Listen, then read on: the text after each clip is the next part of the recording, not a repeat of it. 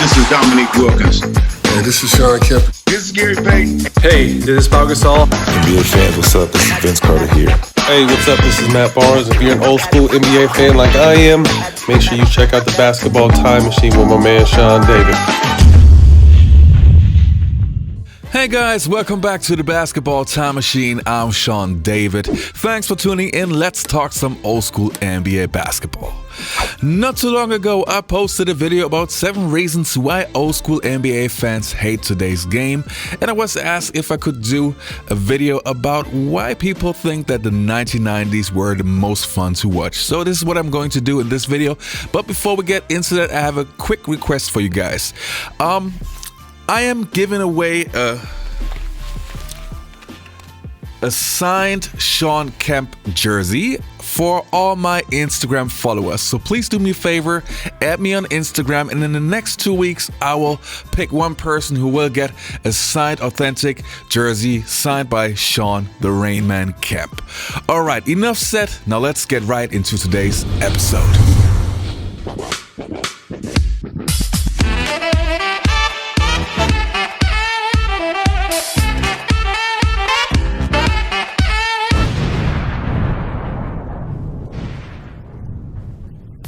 So the first question again is going to be, how am I approaching this video? Well, I narrowed it down to 7 categories. So let's go to category number 1. Now, the first category that I'm going to talk about is the characters that we had back then. Having personalities that actually said what they thought and believed in, personalities that actually fought once you got them started, personalities that would do crazy things on a basketball court. Players that helped to make the game more entertaining and exciting at the same time. Players that you don't see in today's NBA and who would not get the chance to be themselves in today's game. Guys like a Dennis Rodman, a Charles Barkley, Charles Oakley, Jerry Stackhouse, Danny Ainge, Allen Iverson, Reggie Miller, Bill Laimbeer, etc. were a big reason why the game was exciting back in the days. And just to give you a small taste of 90s goodies, check this out right here. Well, you have a reputation as being someone who wasn't afraid ever to throw hands. So give me a numerical answer to this question. The number of times in his pro career that Jerry Stackhouse got into a fist fight with a teammate was? Nah, probably. I said, man, it might have been 5 times. NBA champion stole headlines for donning a white wedding dress and marrying himself back in 1996 in an unofficial ceremony. Missed it. Dennis fights for the rebound, tapped it out, and it'll belong to Minnesota. He kicked the cameraman. He was really upset. And the second point that I have on my list is the load management.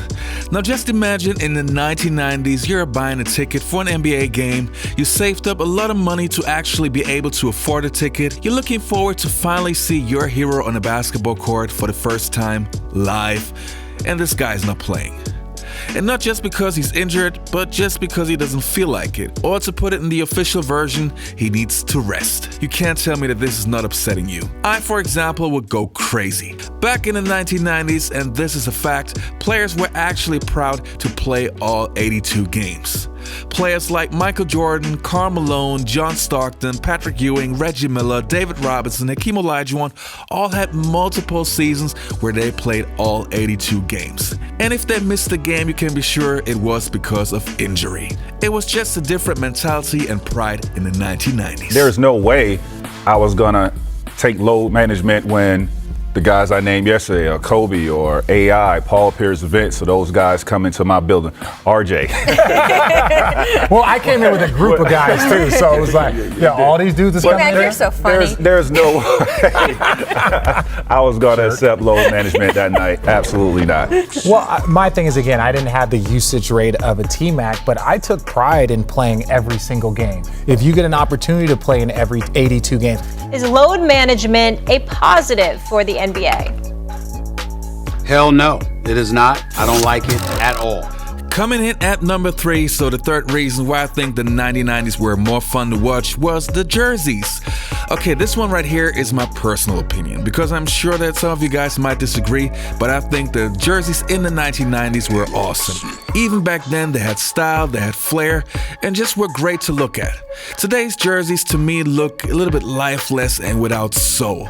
And even worse, the shape and the sleeves, I mean, come on. I personally love that Mitchell and Ness have brought back the old school jerseys, and as soon as I found out about it, I bought like 20 jerseys in the last 3 years.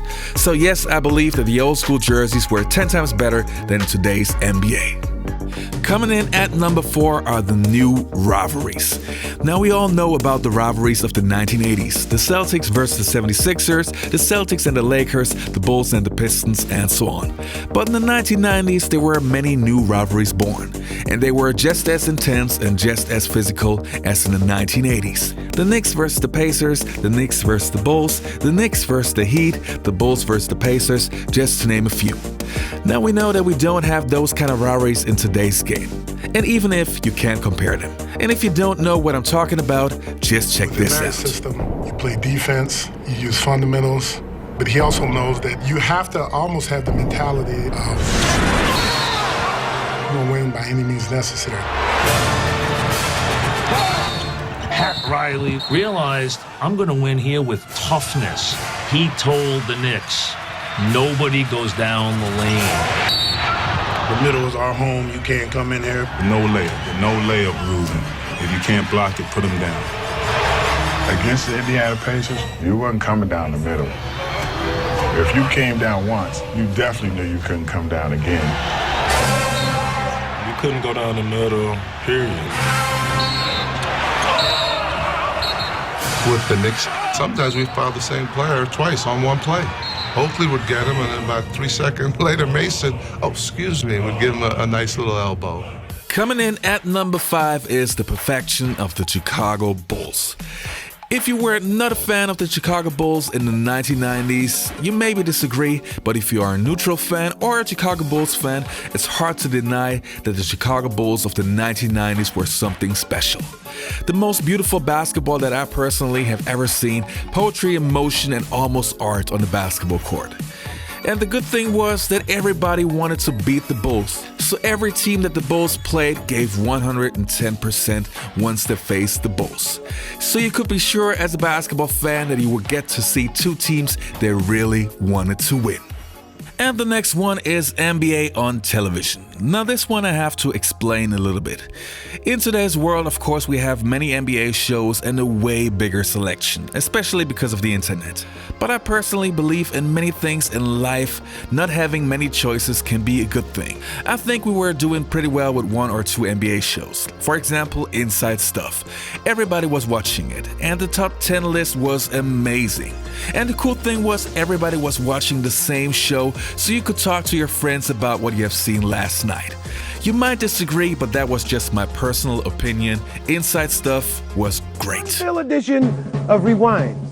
Sir Charles just getting a little comfortable for Rewind. Here's some things that will knock your socks off. How about Pat Riley cutting some rug down in Miami? How about Bryson Daly?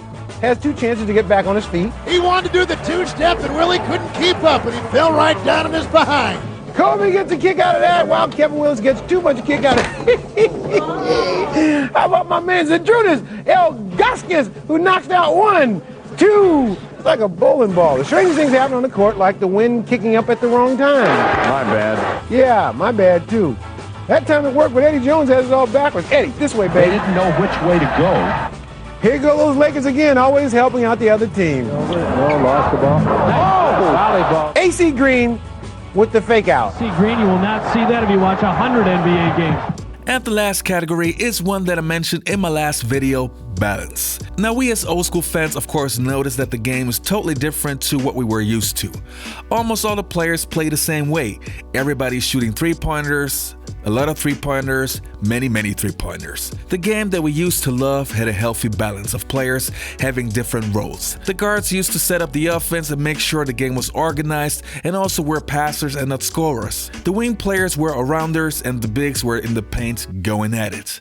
This balance made the game way more interesting interesting and diverse, instead of players all playing the same way as we have in today's game. Alright you guys, that was it for today's episode. Don't forget to like the video, subscribe to the channel if you haven't done it before, and also don't forget to follow me on my Instagram account to win a signed Sean Kemp jersey. Alright you guys, see you next time. You all stay healthy. Bye bye.